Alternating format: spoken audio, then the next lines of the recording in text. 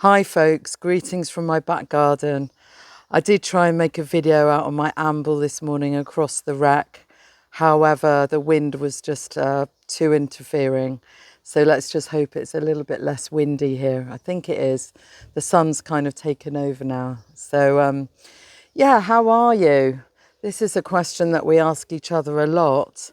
And I wonder if it's just a polite question or whether we actually do want to know how people are.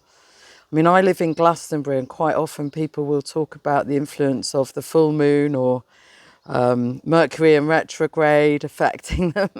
You name it, they'll talk about it here. So I want to talk a little bit about health matters today. Health does matter, doesn't it? Especially once you're over 50, I found.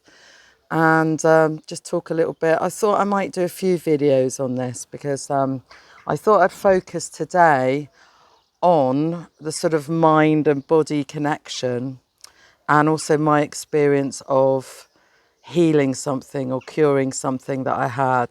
And, this is obviously becoming more and more recognised as we have more holistic practitioners. So one of the good things about editing is when your dog starts digging up your garden, you can just cut it and phase into something else. So yeah, she's been digging up my lavender plant, Aurora. She likes to dig.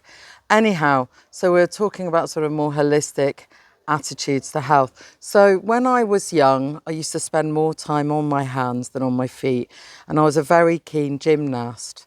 I used to be able to do about 10 backflips in a row. And, I was very athletic. I also ran for Stratford Athletics Club. And obviously, I had quite a lot of natural talent. I was also quite a strong swimmer, and that's something that I still like to do now.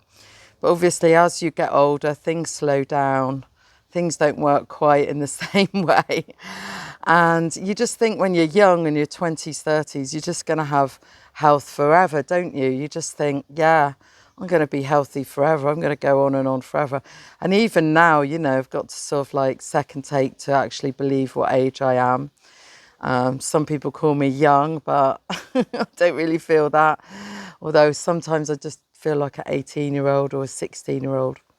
Anyway, it's good to keep a youthful outlook, isn't it?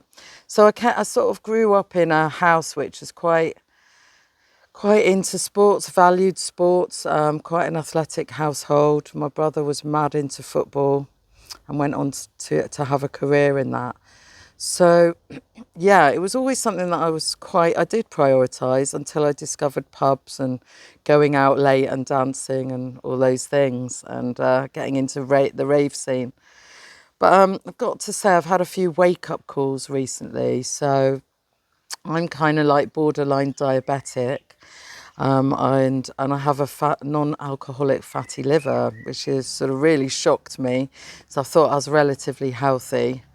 And recently I've joined the gym, the local gym, but it also gives me access to a swimming pool over in Shepton and also all the classes at Wells, Strode and just over the road from me here. So I'm very, very blessed with that. So it's something that we really can't take for granted, especially as we get older, because things do start going wrong. And obviously with what I'm dealing with, I'm having to research stuff, as I'm sure many of you, may have health issues or maybe borderline diabetic or whatever that is. As we get older, things do crop up. But I think more than important than anything is our state of mind and our attitude to it. And I just want to illustrate this with an example. About 4 years ago, I had fibromyalgia, which is a bit like ME. It's an autoimmune disease as such. And I'm just wondering as well whether my friend who had it, whether me being empathic, I picked it up from her energetically, which I think is quite likely actually. Anyway, I had this. At the time I was doing a play, I was working full-time in childcare and it was had quite a full-on life, and also weekends I was going away to see jazz bands and stuff with my boyfriend at the time. And life was just sort of in the fast lane all the time. I never really stopped. So I can look back and think, yeah, that was what caused that really. And so basically I watched some videos on YouTube about a woman who had polyps, and she spoke to her polyps. She put her hands on her polyps and she addressed them directly. And this is something that I've heard about in Taoism. If you touch the different organs, you can actually hear your body speaking. You can actually speak to it and also hear what your body is saying. And I think a lot of the health issues that are going on are one to do with the foodstuffs in the supermarkets, a lot of them not being whole foods, a lot of them having a lot of additives and insecticides and all of these things. But also, I think it's really important that we speak to our bodies, that we touch our bodies and speak to the different parts of our body. And what I did was every night and every morning, a bit like Reiki, I spoke to my body and I basically just said, please, can you leave my body, fibromyalgia? You're not welcome here. And I was very strong about what I said. And within a few weeks, the fibromyalgia was completely gone. Now, you can call that a miracle or whatever, but yeah, it just disappeared. And I do believe very strongly in the power of thought. I myself have trained as a hypnotherapist, and I know that when we go into trance, when we go into that trance state, our minds become much more active. And yeah, so it really does work, and I can vouch for that from first-hand experience. So whatever you're going through, health issues or however, it's really important that we speak to our bodies, that we address our bodies, that we build a relationship with them. So, remember Louise Hayes back in the day?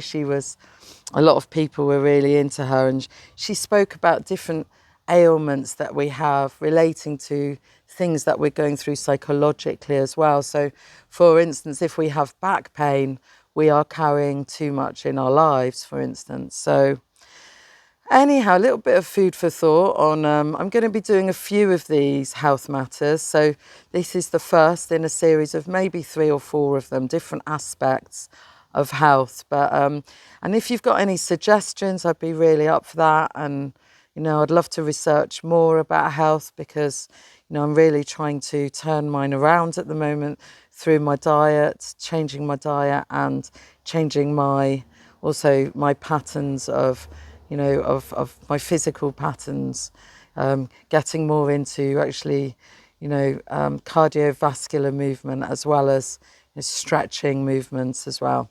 Anyway, you have a wonderful day. I hope you have a healthy day. Enjoy some vitamin D from the sun if it's shining where you are, and sending lots of love your way. Take care.